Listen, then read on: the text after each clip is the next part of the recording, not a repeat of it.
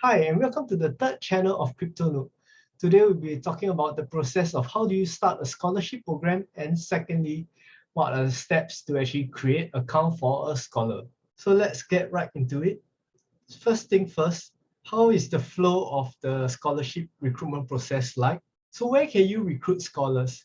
There are two places that you can go to. One will be Axie Infinity Discord channel and social media like Facebook. So the next point is how do you conduct the interview?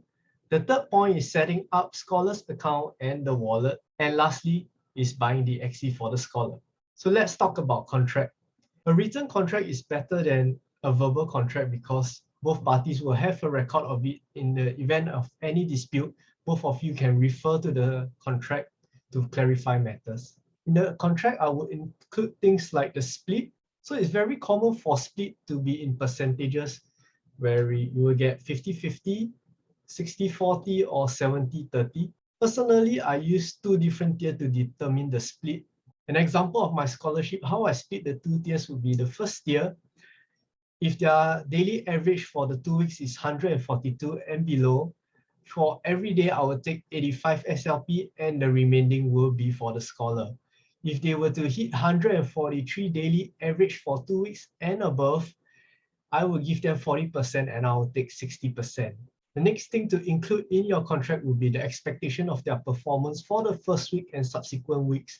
So why is the first week different from subsequent weeks? That's because for the first week, they will spend usually the first 3 days in adventure mode to level up their axies. So that will affect their performance in SLP earnings.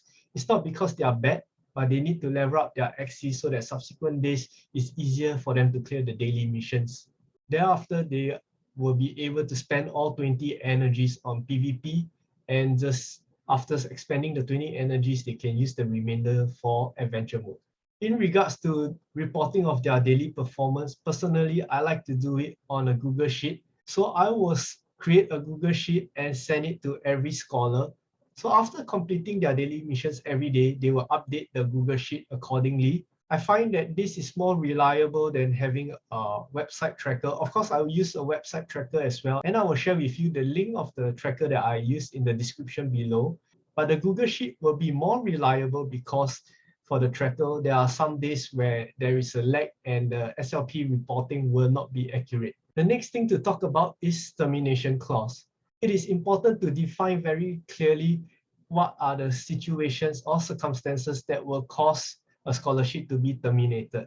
For example, if they use multiple accounts or not completing the daily task without any valid reason, or in some cases, if they are performing way too poorly. And lastly would be a payment schedule where you specify when will the payments be made to them. For the next slide is interview pointers. After going through a number of interviews with the scholars, I realized it is very important to ask specific questions, else it will be very difficult to gauge their skill level. So personally, right now, I'm recruiting scholars that has experience playing the game. So asking very specific questions help me to gauge their PvP proficiency. The next thing to take note of is to make sure that they are not on any scholarship at the moment, because for scholars with multiple accounts will result in a ban of your account as well. Show them the agreement that you have created during the interview to make sure both parties are agreeable before proceeding any further. Do your own KYC. Personally, how I would do it is to do a video call when conducting the interview.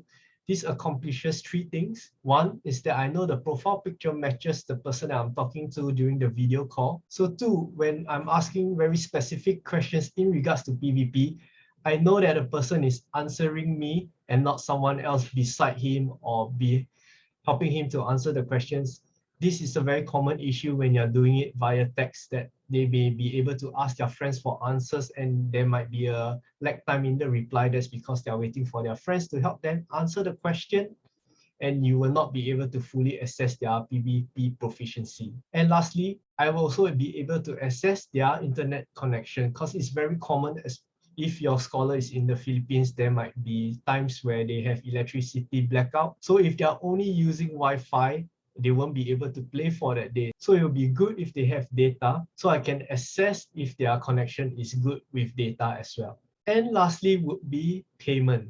So bank transfer is an additional service that I provide to my scholars. The reason for it is one, they can save on the fees by transferring to MetaMask, then to the exchange, they have to pay 2 different fees. The second reason is that they may require immediate cash, and for Singaporeans to transfer to the Philippines to their GCash account or bank transfer, there are no fees involved. So it's a good thing for your scholar. But most of the time, I would transfer to their personal Ronin account. It is easy. Just get their Ronin wallet address and save it in Microsoft Word. So every time you have to do a payment on payday, you can just copy and paste and transfer it swiftly. So if you find the information I shared with you useful, please don't forget to like and subscribe to my video.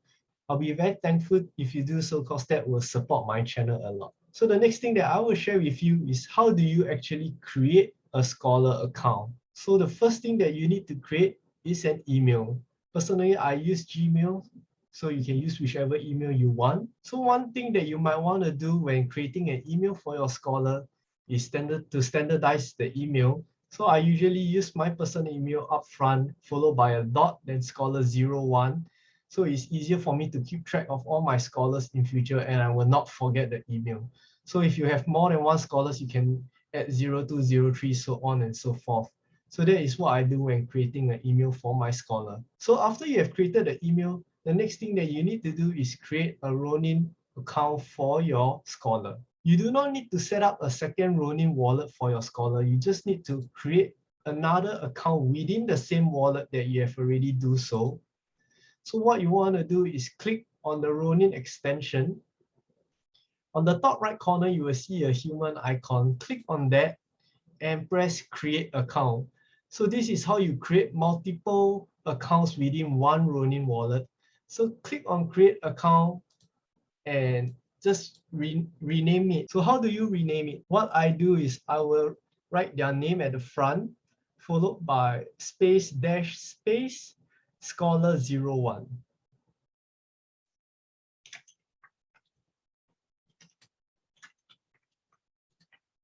Like so, and then press create. So once you have done that, type Axie Marketplace, which will bring you to this page, and click login with Ronin Wallet. So when you're at this page, click on Ronin Wallet extension, click on the human icon to make sure you are on your Scholars account that you just created. You should see a green tick on the left side, and log in with Ronin Wallet. Once you are at the page, you will need to rename the account. I will key in the same name as what I've done for the Ronin wallet. So their name at the front, space dash space, number first, and Scholar.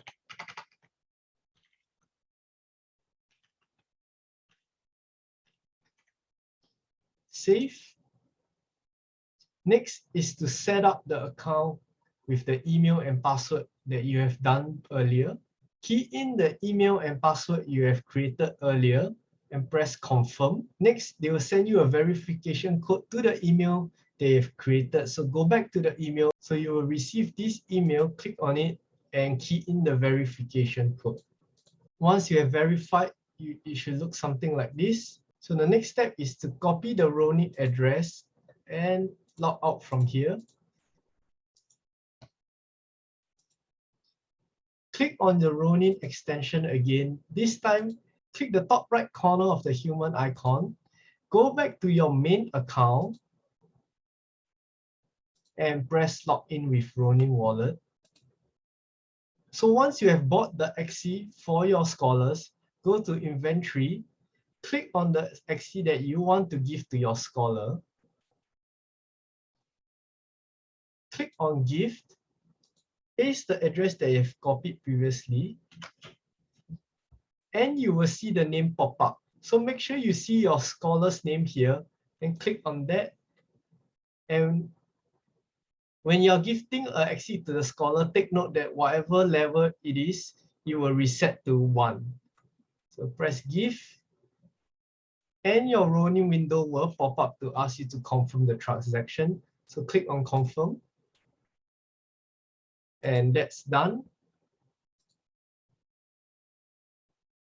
So log out from your main account, click on the Ronin extension, click on the Ronin wallet extension again, click the human icon at the top right, select your scholar's account, and press login to Ronin wallet again. Confirm. Go to inventory. Usually it takes a few minutes or so, so do not panic if you do not see it there immediately. Just refresh after a while. And you should see the axie appearing in the inventory itself. So that's it. So that's the end of my video. If you find the information useful, please don't forget to like and subscribe. It will mean a lot to me by supporting the channel. And I'll see you in my next video.